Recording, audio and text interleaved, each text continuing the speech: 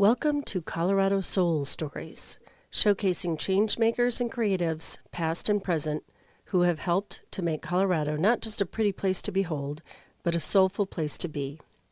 I'm your host, Mama Jill, longtime Colorado resident, former teacher, and freelance journalist.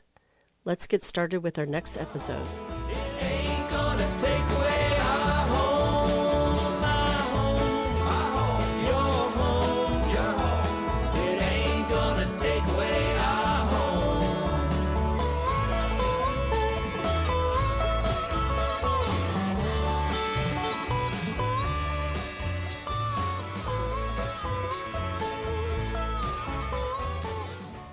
I moved to Colorado because I knew it was there. Yeah. And there was something in me that just wasn't happy in Iowa, Okay. and it wanted to go to where those mountains were. That was my new friend, John King. In 1978, John and a group of friends decided to traverse across the Colorado Rockies on Nordic skis. This story was recently told in a documentary called Moving Line. In it, John, Alex, and Peter reflect on how this trip was more than a physical accomplishment. It was a transformative experience that has stayed with all three of them through the last 48 years. I recently visited John and his wife Sally at their bucolic river house in Lyons, Colorado, to chat about the historic 1978 expedition. I wanted to know more about who John is. As I watched the Moving Line documentary, it was clear to me that this experience was far more than a tangible experience. It was indeed a soulful event. So I began my interview getting to know John through his journey to Colorado, beginning his life as a kinetic artist and outdoorsman. His wife Sally helps us to fill in some pieces too, and then we seamlessly transition into discussing the details about the expedition, like trekking without GPS, and the zen-like ease of kicking and gliding during a Nordic ski. And then, because John and Sally are deep-thinking, artistic, methodical folks, we touch on wider philosophical subjects, like how everything is connected if you pay attention. And speaking of connection, I need to share how I met John. It's quite a story, so listen carefully. I had been speaking with Turner Wyatt, who was a co-creator of the Moving Line film, with his brother Cameron. I had initially met Turner during my episode about the Colorado Poets Laureate project, of which he was an organizer. I was researching the Moving Line documentary as a possible subject for the podcast on a particular day in January, and had spoken with Turner on the phone. I was going through all of the interviews involved with the film online, some of which included John King. That night I had plans to go to the Arvada Center for an art opening, and guess who was there? John. I recognized him immediately because I'd seen his face all day on the computer. I introduced myself, and that's why you get to hear this special conversation. Thanks for listening. Hi there, it's Mama Jill, and I'm in Lyons, Colorado at the River House with artist John King and his wife, Sally. Thank you for having me, John.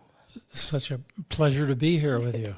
It was this lovely drive up from North Denver after a snowy yesterday, and it was a very zen experience for me to come up here out of the city into the beautiful foothills here and eventually to your house, which is on this beautiful plot of land by the river. The North St. Vrain. Which has always been very shallow, am I right?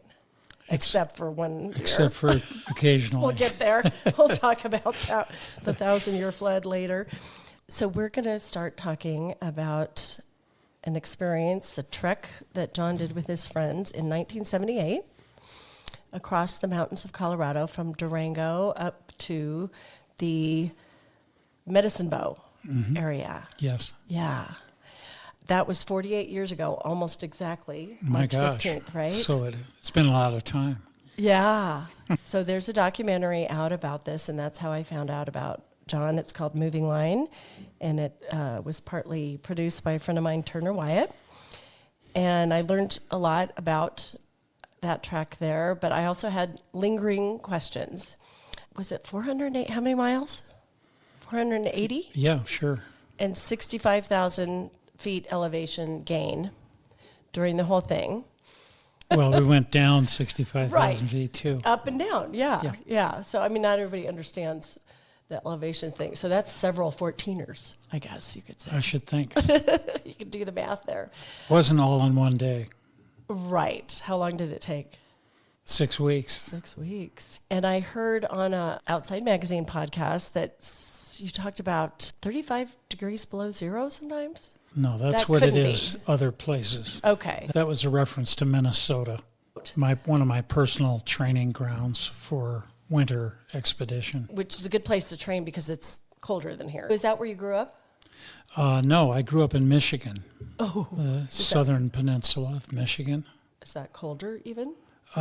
It has unpleasant winters, mostly because of the cloudiness from the lake effects. Right. And so you get these kind of dreary darkness for months and months of the winter, and what snow there is turns black from gosh. pollution. And, Old snow. Right, because it Yeah. sticks around so long as opposed to here. yeah. Which, Also, getting to Colorado, Yeah. where the skies are blue and you can stand outside in shorts in January. other than climate change, I love that. What brought you to Colorado originally? The mountains. So specifically, the mountains. Well, I came out here on a motorcycle originally on spring break Oh, fun. to go and see Colorado. Okay. Were you in college at the time? Yes, Where'd you go to college? Beloit, Wisconsin. And from Beloit, you could almost feel the mountains. People knew they were out there to the west Okay. somewhere. So emotionally, They people were calling. Yeah, they were calling. They were, we need to go out to the mountains. So you came on a motorcycle, Yeah.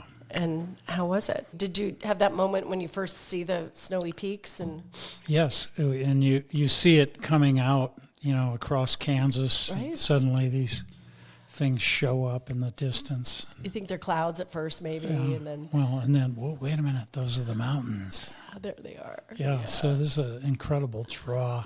Yeah, Anticipation, and so you came out. Did you get up in there? it involved, driving up some creek Okay. valley up to the high country, to the peak-to-peak highway, and doing some loop and coming back out somewhere else. Okay. Yeah.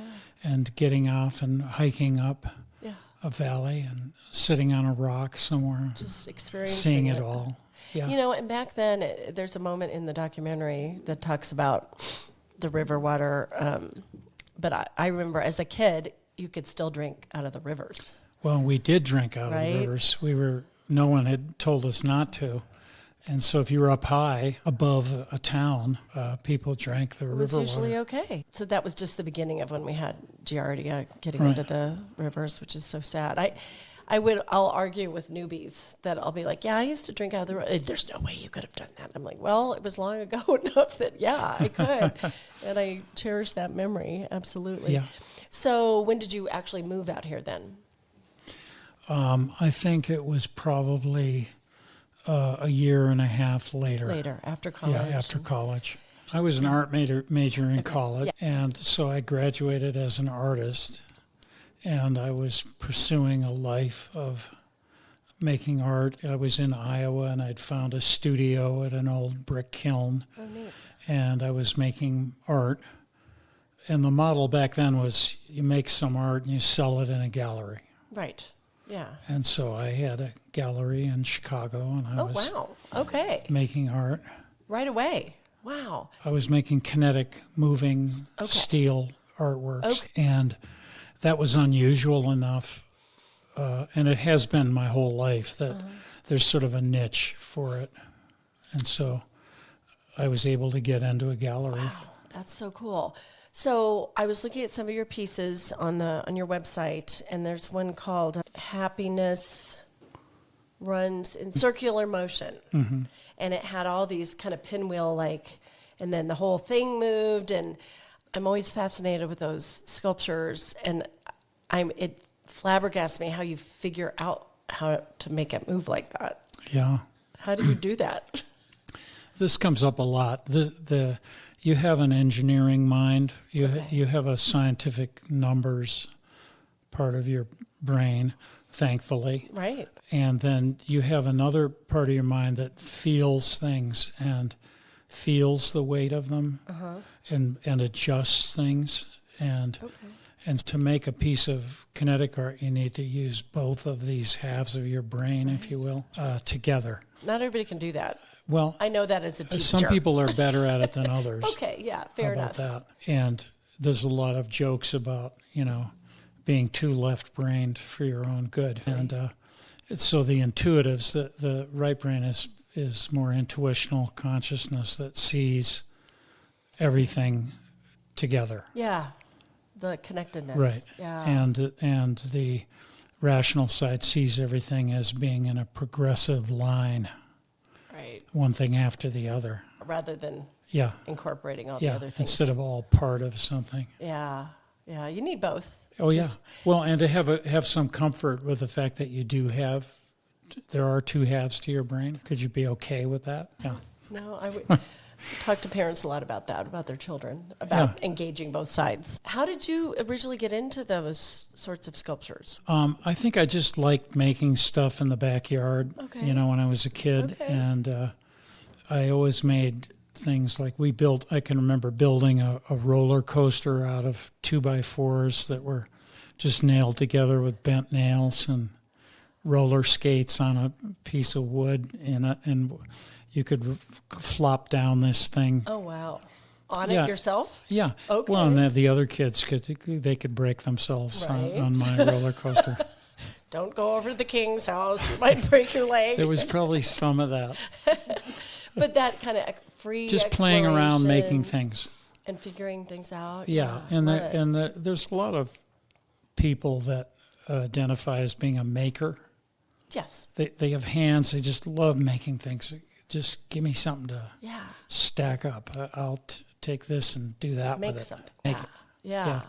And that's not a planning consciousness. It's a let's do it. You Yeah. build something and then you fix it after it broke. Or in my son's case, it would be, I would never give them the toys with the batteries, but Grandpa would, and he'd just want to figure out, how does this making this noise? And he'd, Right. tear apart the $100 toy. But sometimes he'd put it back together too. And Yeah, I'd be sometimes. blown away. But that's his little engineering mind, or big Yeah. engineering mind now. But Yeah. yeah. Okay. So then you moved to Colorado, moved to Boulder right away? Mm-hmm. Yeah. And continued your artistic life here? But I mean, it was all very small potatoes gallery stuff too. Okay. I wasn't some big success, but I thought I could make a living. I could pay for my food Yeah. making art. I mean, that's not an Which easy is task. not- I know a lot of people have tried. Yeah. Yeah, so good for you. Right. Well, so after I moved and by the way, I moved to Colorado because I knew it was there. Yeah. And there was something in me that just wasn't happy in Iowa, Okay. and it wanted to go to where those mountains were. And maybe a little sunshine. All that other stuff. Yeah. No bugs in the summer. Right. And it's been found out now. My parents were from Nebraska. We moved here when I was 3, and my dad always would kind of preach to me when I was younger about, we're so lucky to live here. It's sunny all the time, and Yeah. not humid, all of that. Right, and it's good. You don't need a house. You can live out of doors. Oh my gosh, yeah. I mean, there was literally that experience. It beckons. You Yeah. want to be outside Yeah. all the time. Yeah. You mentioned living on a farm with your friends Mm-hmm. outside of Boulder. For people that are new to Colorado, Boulder used to be a little bit more down to earth, could I say? Yeah, something. But also a little out there, Right. a lot of goofy stuff, kind of hippy dippy. Yeah, To me, the 70s kind of represented that era, which is also the era of when they initiated the Colorado Trail. yes. And I have observed over the last decades so many more people, of course, in our natural spaces and not necessarily taking care of it, not necessarily packing in, packing out, picking up the dog poop, things like that. I was asking one of the former directors if he thought that the 70s were a more aware time about conservation, or maybe we were needing to initiate that because people had been throwing their trash on the ground. So I do remember that too, the crying Indian and all that. I remember you saying on your trek that you didn't see a soul. What do you see the difference from that era to this era as far as being an outdoors person recreating in the mountains? Can you speak to that? Well, just to go back to your earlier things about packing it out, or Right. I don't know where I got this, but I was raised with those principles, just that were just ironclad. Okay. Don't leave your trash Yeah, somewhere. I can remember Yeah. going to Mexico on for a month in the winter Okay. and wanting to get away from tourism, and so we're in some little village somewhere, Yeah. and seeing that people threw their trash into nature was like, I was going, what is this? I'd never like seen that. Yeah. And Colorado, thankfully, I think had a lot of people that felt that way. Yes, I think so. Yeah. Right. Yeah. And so, you'd go along some highway and see trash and pick it up. Right. Yeah. I was at an island last year, and the poor ocean is spewing out so much that you could never Yeah. need a machine. But Never. I was picking it up because I couldn't stand it. I Yeah. couldn't stand it. Well, I just feel like maybe it's because of the population growth. We just have kind of gone back to people leaving their trash Yeah. sometimes, which is kind of sad. Right. So when you guys got the idea, you met Alex. Did you meet Alex at the farm and Peter that you lived in? I met everybody during those farm years. Yeah. Okay. Okay. So you started skiing together, and we're talking Nordic skiing, people. Yep. And you guys had done a Yellowstone trip. How many miles was that one? Probably 100. Okay. Yeah. That's It significant. was crossing the park. Okay. So when you planned the traverse across Colorado, I remember Alex saying in the documentary that you guys got a little grant from perhaps the Colorado Trail Foundation. Yeah, that's correct. I thought that was really cool, but also I was like, how did they get that? I mean, did you have to in some way prove that you had the expertise to do this? No, the sort of backcountry people used to just meet up, and there used to be a culture of knowing people that cross-country skied. Okay. You sort of knew You all who knew was each other. doing this. Yeah. And so I can remember talking to people at Hollybar Sports, which was one of these original In Boulder? in Boulder, about, we're going to go up to Yellowstone and do this.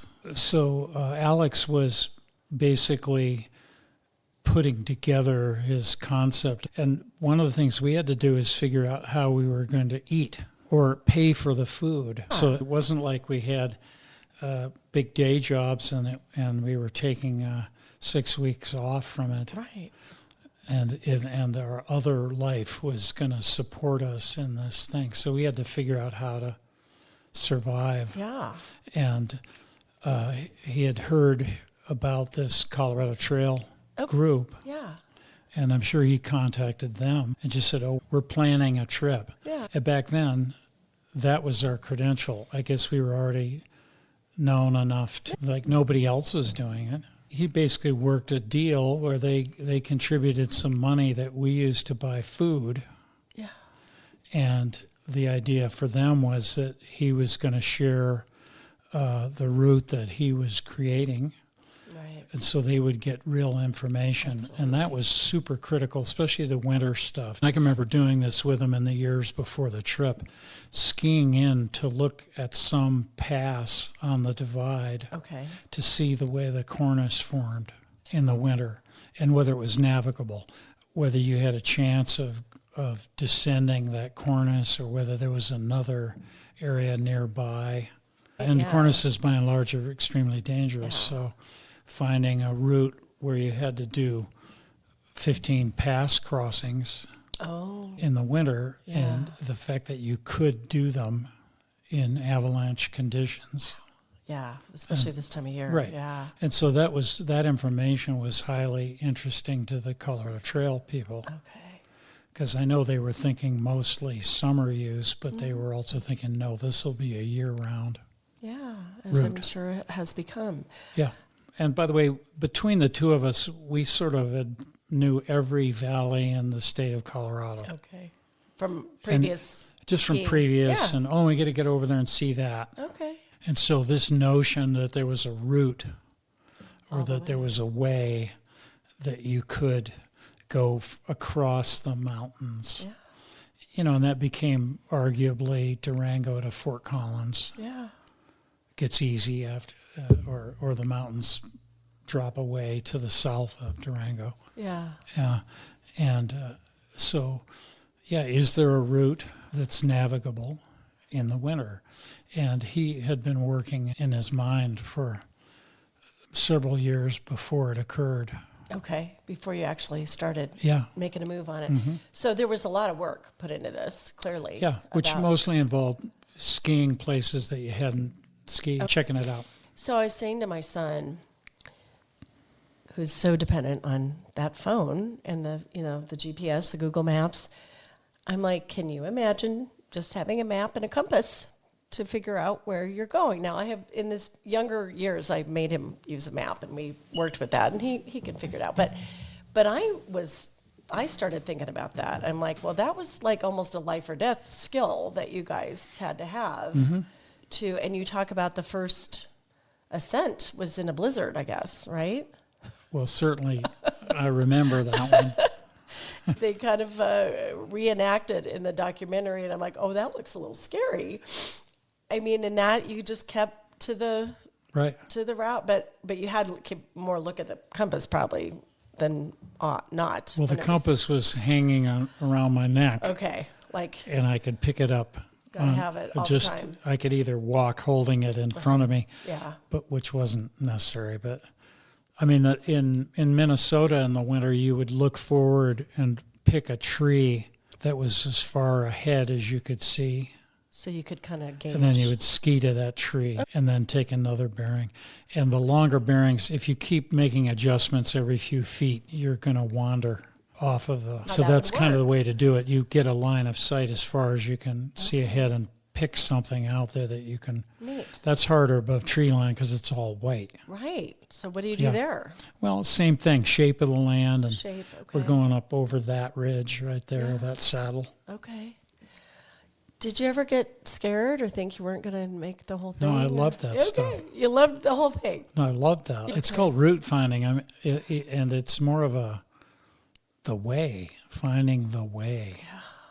And the way is inside you. It's an animal thing of, I'm going that way. We were on this long bike ride with my son. It was getting dark. And I was like, this isn't being a loop. We got to just turn around. And he's like, no, we'll go that way. And my whole body was feeling like we should go left. Mm-hmm. And we got out of there after dark. I didn't say anything, but the next day I looked at the map and I was right. Okay. Well, so you were feeling something. Yeah. And that's a kind of consciousness. And by the way, you have to keep your head up to do this, and you have to constantly be looking at the shape of the land around you. And being aware. And being aware of how land moves. It's not uncommon in the winter to find a creek like this one that we're sitting next to and go about a tenth of a mile up the side of the bank of the creek and ski along the top edge of the ravine that the creek is in. Okay. And from up there, you know that the creek is down there. Yeah. You can constantly feel it. Mm-hmm. Yeah. And you parallel the creek, and you do this with your eyes, and being, and it's the way to go. Right. In many cases. I mean, it's got to be part of our DNA from when, it is. This is not animal in the sense of that you're a grizzly bear, but it's a kind of connection that you can and will do if you do it. Yeah. You have to do it. It's a survival thing. That's right. I think that's important that we, I would say to parents of children to let them do stuff without using a device and just to feel stuff and feel real, just keep letting our bodies be connected to things that are real and natural and being outside more. And obviously that's so much easier in Colorado. Mm-hmm. Okay, so Sally's back. Can you want to scooch over? Because I'm going to ask you a question, Sally. Okay, first of all, maybe this is moot. Were you guys married already when you did this trek? Yeah, right? Yes. Yeah. Because I remember speaking of seeing the things from a distance. I think in the documentary when you talk about when you first got to see her, you were looking past her because you were so, oh, there she is. Yeah, he could not see me because he was so used to looking at the far horizon. away, It was wild. I was like, wow, who is this being? Okay. Yeah. So here's my question for you. When he would go do these things, especially this expedition, did you worry? Were you scared? Or were you just totally like, I know he knows what he's doing? I think I felt like a participant. Like, Okay. I think adventure is our love language, if you will. I Okay. mean, I think I knew that in the beginning meeting John, that adventure, I was sort of signing up for an adventurous Okay. life. And so I felt part of the team. Oh, nice. Yeah. Okay. Yeah. Did you communicate throughout the trip at all? I mean, if you had to go through a town, you'd check in? I said yes. She said, "What are you talking about?" I don't remember that. Yeah. But there were times when you had to traipse through a town, Yes, right? we did. And so we crossed roads. We made points of contact where we were able. She's looking at me like, never. She didn't expect it and probably doesn't remember Well, it. maybe twice. How about that? You know, this is before cell phones Right. or computers. I mean, there was no checking in. At one point, I got a phone call because their boots were breaking. Oh, yeah. And right. so they needed me to bring boots to Aspen, which I was glad to do. But there was it was just, they were just out there. Yeah. Yeah. Doing their thing. Yeah. So that was it. That was the communication. Okay. We need something. Something's broken. So the food. So I thought you guys were brilliant. I don't know if you got the idea of the caches from other things, but do you want to tell us how you organized your food drop areas? With the ability to move was the whole point, because there's plenty of ways of moving in the winter that are just horrible, in which you can have copious amounts of stuff. Right. And one of them is you drag a sled. And I was in Minnesota where these kids were pulling sleds that weighed 250 pounds. Wow. And 3 or 4 kids were pulling it Wow. I mean, that'll on get you their in little shape. skis. Yeah. And they were moving, at a half a mile an hour. Yeah. Hopefully they weren't going Yeah. too far. And they had cast iron cookware Oh, my goodness. on the sled. Okay. I mean, love the cast iron, but Yeah, it's nice. But, not meant for so backpacking. the idea was, no, what can you not take? And how little can you take? And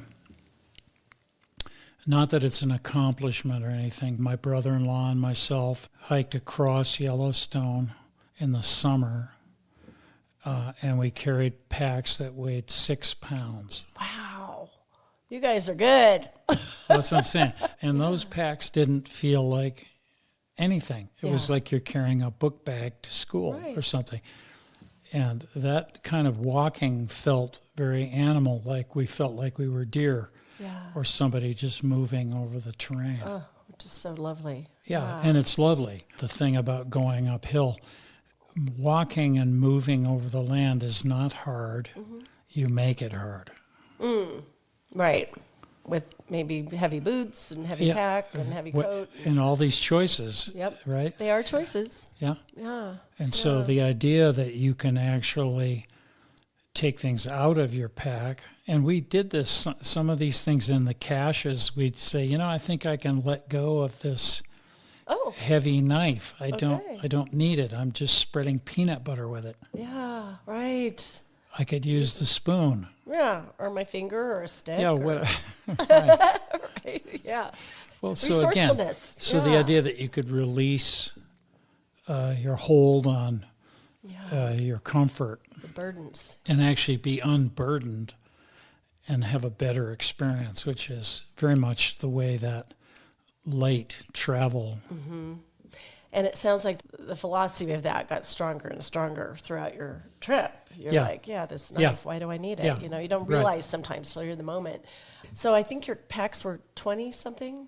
Yeah, just right around Yeah. 20 pounds, sometimes 18 pounds. Okay. And I remember something about you sewing the tents and being able to use the skis to put them Yep. up. So that was It was just resourceful. the tent, The tent. which we didn't use, basically, Oh, because most nights you could just sleep out on the ground okay. under a tree. And even a tree, if it was a pine tree, would cut the heat loss to the night sky because Yeah. you'd be under that reflective thing, and it would make it 10 degrees warmer sleeping under the tree than out in the open. How'd you know how to make that tent, or did you just We made it up. We made made a it up? tent. Yeah. No, I love all this. I mean, it was a horrible thing, monstrous. You ended up just preferring mostly to sleep under the tree. Yeah, Were you cold? no. No. Okay. Just checking. The whole point of sleeping is to not be cold. I agree. But I mean, No, I that's an wondered, uncomfortable night where you just right? Where you're all rigid and Yeah, well, no, that's no, not that's good. the worst. Did you sleep well on the trip? Oh yeah, Okay. I love sleeping. Me too. Yeah. Yeah. If you're tired enough, though, too. If you're Well, that helps. physically Yeah. tired enough. So during the day, if I recall the narration on the documentary, you guys were kind of each in your own space, right? It's not like you're talking the whole time when you Right. were. Well, you ski along, and the other person is probably 20 feet away from you, or longer, or farther. Did you take turns? Like, was there a lot of breaking trail? You take turns. Yeah, take turns to Yeah, and so it's a rotational thing. If you're in front, you just ski until you feel like you're done, yeah. and then you just step to the side, Yeah, okay. and the people behind you come past you, and you get in the track that's already laid in, Right. Yeah. which is really much easier. Yeah, no, I've been in the there. back. Yeah. I've been there. It's fun, though. But clearly, you guys got to know each other pretty good.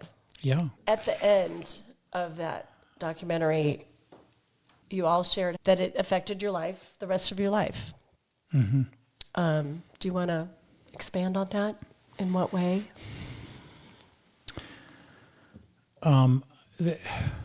It's and I don't know if this is a mystical experience or how to describe it, but basically there's this place up there that you can enter and be in, and it's good. Yeah. And you can go be there all day if you want. Yeah. Okay. And then sitting around a campfire in the evening is a nice alternative experience of being in something else. And so it's a wonderful day of getting to go up high and then come down and camp in the trees, if you metaphorically. That would be a little bit more social, right, than the skiing. Yeah, right. And I do want to say Yeah. that, and by the way, my idea of what to do for entertainment most of my life was to go skiing with friends. So it isn't like the alone part meant not having other people there. Right. But the absolute experience of going up that ridge, to me, is utterly alone. But you're And- sharing it. but I can share it. But it's still my consciousness finding its way up that route. So speaking going up a ridge, a lot of people that I've had watch the documentary asked, how'd you go down? When you went down, did you do teleturns or just go straight down? How did you do? One of the things that wasn't necessarily apparent in the film was that there's people that do this thing that's called downhill skiing. Right. And this Nordic or cross country is in some ways very different experience in that it has to do with going over the land and feeling it, which includes the shape and the contour and the reality of the land. And in Colorado, you're either kind of going up towards something or you're coming back down from it. And in some ways, if you're not there for the downhill part, you're going up in kind of the softest way to yourself that you can find. Okay. And then weirdly, you're not looking to rush down. You're trying to prolong the glide. The glide. And you want to be able to glide for miles and miles. Literally 5-6 miles. Oh, wow. Wow. So it doesn't involve going down the steep part abruptly. So what you're trying to do is get this kind of glorious glide out into the field of Stretch it out. where you're, just as far as you can go. So would you take wider Yeah, so kind it of would route be down? right. If you were trying to go steeply down this valley, Yeah. you would take wider turns, and the telemark is just a beautiful kind of example of, oh, this is so glorious. Yeah. That was a big question for a lot of people and of course a lot of people that originally want to just go fast, right? Mm-hmm. But again, this was a long trip. This was not a sprint. It was Right, so you don't want to go fast, you want to go far. You're right. Get as far as you can. Yeah. Did you know approximately how long it was going to take to finish the route? Yeah, we had planned, because these food caches had a little time limit in each one of them. Okay. Yeah. So we had planned how many days this stretch was going to take till the next. And were you pretty much spot on to that? Yeah. So many aspects to this with the planning, the navigating it, the packing, the dropping the food, and just the way that you skied. You know, a lot to it. Have you ever thought of writing a book? Have you guys ever thought of collaborating? No, it never occurred to me. Occurs to me. Oh, you're a writer. A little bit. I like pictures. Yeah. Like I loved all the authentic pictures Yes. in the documentary. So you said you loved the whole thing, but the one challenge that they did point out in the documentary was the Giardia piece. Mm-hmm. So, and if people don't know what that is, it's a Parasite. I guess. Parasite. Yeah. that can make you sick to your stomach and all the things that go with that. So, yeah, go ahead. I mean, it wasn't devastating. Well, so, and to who knows your- what kind of parasites you are living with right now Sure, that's true. in your intestines. They're there. Yeah, They're called microbes, I think. yeah. Yeah. And so I didn't mean to say that Giardia is a good thing Oh, and you should well, have it's some. not a good thing. But That's so we right. got Giardia, Yeah. and you know it caused stomach cramps and feelings that are unpleasant. Yeah. Probably we don't go into the Details of that. But anyway, it was not liking that. So were you down for a day, or did you guys keep going, or? No, I think we just had to keep going. Okay, Because what are you going to go down? Let's hike into town and lay down for a minute. I don't know. well, no. I don't believe there was any. I'm too tired to Okay. move. There was Good. no feeling like that. That's good. Okay, you survived it. Yeah, So it was a very profound experience. It seemed like for all of you for guys. me it was Yeah. kind of definitional. Well, and I'm saying earlier you said, that experience of being able to enter that space, metaphorically, I still feel that. I love that. When it was done, did you miss it? I've been on a trip where it was so good I didn't want it to end. Was there a feeling like that? I think when it was done, I felt good Accomplished. to be coming back. And I think living out of doors is harder than not living out of doors. Do you remember what your first meal was when you were done? I do remember my first meal. I just can't remember what I was eating. Oh, And it was great. I would we think so. went somewhere and we got something, we ate it. It was just like, oh my God. yeah, hot food. And Yeah, just a lot. All you could put in your belly, probably. Yeah. Okay. And I didn't feel like I hadn't been eating. It was just, I hadn't been eating this. I could imagine. Yeah, Yeah. from backpacking experiences and stuff. So you felt that change. Were you able to share that with Sally when you came back? Do you remember talking about the experience? Is it too deep? And remember, we can always edit stuff out. That's fine. No, this is amazing. I mean, as a spouse myself, Did I I just share? wonder. Do you feel like I shared my experience with you? I would say yes and no. I mean, it was tangible on John. His experience was, a vibrational energy field, and I don't think it's possible to share. Okay, completely. No, that depth and that Yeah. wildness that he touched into. Okay. But as I sit here listening to this interview, it's really such beautiful energy metaphorically, because here we are in our 70s and this vibrational energy is still really afoot in our life. So Yeah. I'm enjoying listening to the tale. Oh, okay, good. I have talked to people about things like that, about experiences and memory and time, and that just because it's in the past doesn't mean it can't be right here, right next to you again. Yeah. Yeah, I could tear up on that with certain moments in my life. And Well, that's it. And the tearing up is that it is there. it is there. Yeah, and it's nice to talk to people that get Yeah. that, I hear a lot of people say, well, that's the past. Who cares about the past? I'm like, well, it's part of me, though. I need to reflect on it, to remember who I am and who I'm becoming still, Yes. all of that. Well, there's all this work done with this new understanding, and that time really is a circle and it really is a constant. It's not what we've understood it to be. So I think this kind of memory makes us experience this wider truth. Oh, I like that. And people are talking about this somewhere? Maybe you can... Well, like quantum physics and all. Oh, right. Oh, my gosh. That's so heavy. Yeah. Those quantum people. Yeah.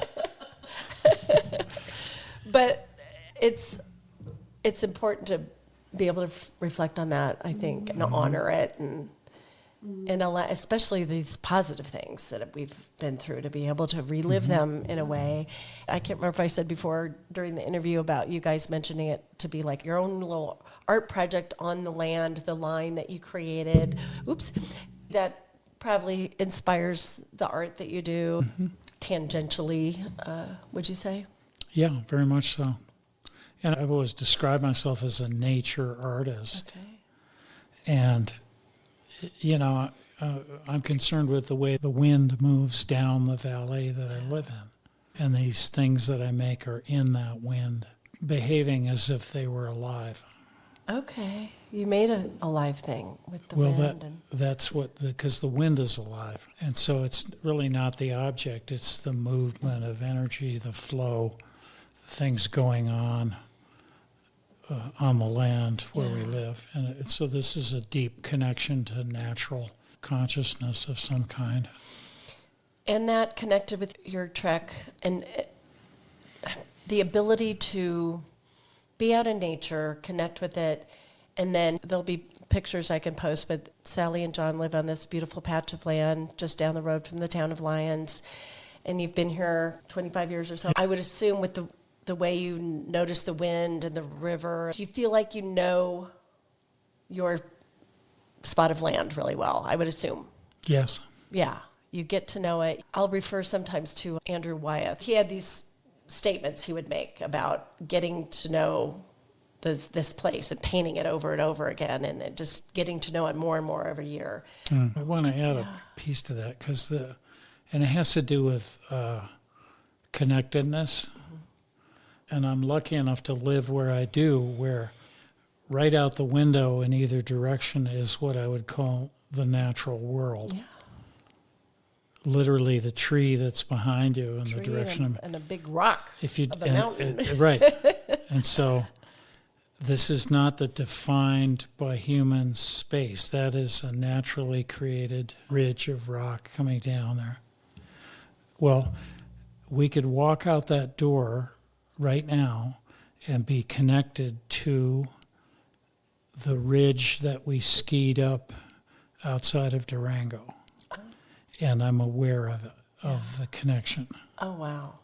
So if I had a drone I could sit in, I could fly that route of connection right now. It's in my head. I feel it. Right? Yeah. Or in your dreams, fly. Yeah. Yeah. I Yeah. do that So all the forget time. the drone part, but Yeah. it's a connected feeling. From this ridge to that one. Yeah. I love that. Yeah. And it's one thing. Okay. Yeah. The connection is the thing. Yes. Oh, and having nature right outside your door is a whole nother thing too. You know, not everybody has that, and we can forget that we're on Earth, not just a building. So those are important reminders, I feel like, to everybody listening and everybody, period. The flood. Yep. Do you want to share how that impacted your property, or is that hard to talk about?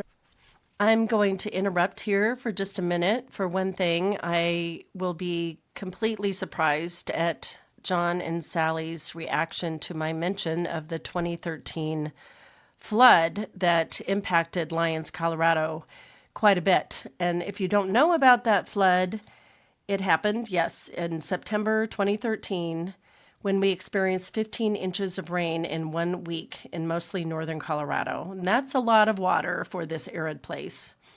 The result was what some called a flood of biblical proportions. 11,000 people were evacuated, mostly from the northern Colorado area. John and Sally live right on the St. Vrain River, and John will explain here his impression of what happened back then. And he has a very unique perspective, not surprisingly. That was another historic nature event. Yeah. This gets into the depth of, in a way, what we've been talking about here. And you mentioned Ryan Warner. And I ended up talking to him on the phone as part of an interview session after, because we were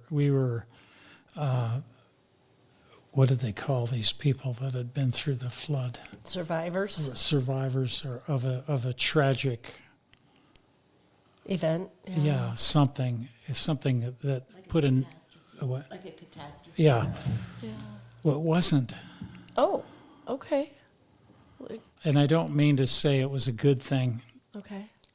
but it actually was closer to a good thing than it was to being a tragedy. You're very Taoist, I think. I think so. Well, it's so, but staying with that, Yeah. I love the river. And every 500 years, the river tears the shit out of the land. It did. And if you're here, you should walk uphill. Absolutely. I saw the signs Or- coming in. They're Or there. swim in the big water if you prefer that. Well, I'm a river runner, and I've been down the Grand Canyon 8 times rowing my own boat. Oh, neat. Okay. And Lava Falls down there Okay. is a place that you arrive to, and it's almost like your graduation ceremony when you get there after traveling all the way down. You're either going to be killed Oh, or you're going to survive. okay. Gotcha. Right? That's what your body's telling you. Okay. Yeah. And people go back down time and time again to have that experience of being, if you will, born again somehow out of this energy of seeing this big water and being part of it. Water. Yeah. Right? Yeah. Right. So I had this in my makeup when the flood came up and rose, and so part of me really wanted to be on this ride, on this river trip, and lots of trees got torn out and carried away, and thankfully in our area there was only one death, which is just a Saturday night in Boulder. There's more deaths than that. Yeah, I think so. So you can't say, this was evil Yeah. and your houses were adjusted. we Good word, adjusted. about 1/3 of our house was removed Okay. by the flood, but we built it back. Right. And it was fun building it Well, back. you like doing that kind of stuff. We love so. that kind of stuff. And the people that came to want to rebuild were like to build things. Yeah. They were, So you met those people. yeah. I bet that was cool. No, so it was a culture of, we used to be bumper stickers in Lyons that said, "We have grit." Oh, so I stopped at the library because I was early. It had the little sign that said grit, gratitude, and something else. But I love the grit. Yeah. Love that part. That's to me, again, the soul of Colorado kind of thing. If you've lived here a long time, Right. you should have some grit. Well, and again, jump in. Jump in. Yeah. That's it. Ski the gritty. back bowls, whatever it is. Right. Be in it. We all have our thing Yeah. that might be, Yeah. Yeah. Wow. Yeah. Well, that might be a good way to conclude. That's pretty cool philosophy to hear in a funky time period in a life right now, to be able to, in short, look at the bright side and go with it and move with it and learn from it. Is there anything else you'd like to, any other gems of wisdom, Some either art. one of you? I have a detail here. Okay. If you'd like to watch Moving Line, Cameron Wyatt has posted it on YouTube. On YouTube. And it's just half an hour, but it's very impactful. I've watched it twice, and it makes me cry every time, just because the you guys were special. Not everybody that would have done that would have taken away what you guys took away from it. So yes, everybody needs to watch that. Well, and this is good. I can pitch into this now. The film, if you watch it, is about you. Okay. It's not about me. It's about the human soul. In this case, it's you. It's Well, your definitely. journey, and you getting cold and wet and Yeah. whatever. It might have been the reason that I have looked for snow as much as I can to get out there and kick and glide this year, man. I think it just put a little fire in me and a joy in me to go do that. Yeah. So thank you for that. Well, thank you. And thanks for having me at your beautiful house. This is great. Good stuff. Good. All right, we're signing out. And you didn't make me pick trail bars. What's that? Oh, don't make me ask you what your favorite one is. We're not doing that. Okay. I would prefer a chocolate chip cookie over one of those any day. Anyway. Well, I mean, come Right? on. Yeah. Who We've needs got one those? here if you'd like one. Okay. Sounds good. You guys are cool. All right. See y'all later. We were each other's favorites. We would always say, what if all that ever hurt just needed kerosene and everything looks beautiful and nothing's clean. Welcome to Nude Foods Market, where we make plastic-free grocery shopping convenient, easy, joyful, and local. We have everything from produce, snacks, meat, and fresh bread to home care, body care, and ready-made meals. The big difference is that our deeply researched organic and local groceries come pre-packaged in returnable glass jars. You shop just like a regular store. The only difference is that instead of putting all that packaging into landfill when you're done with it, you bring it back to us to be reused hundreds more times.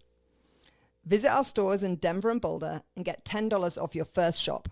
Go to nudefoodsmarket.com/CO Soul to claim your coupon. We're locally owned, women owned, and working hard to fix our broken food system. So hope you can pop in and check us out soon.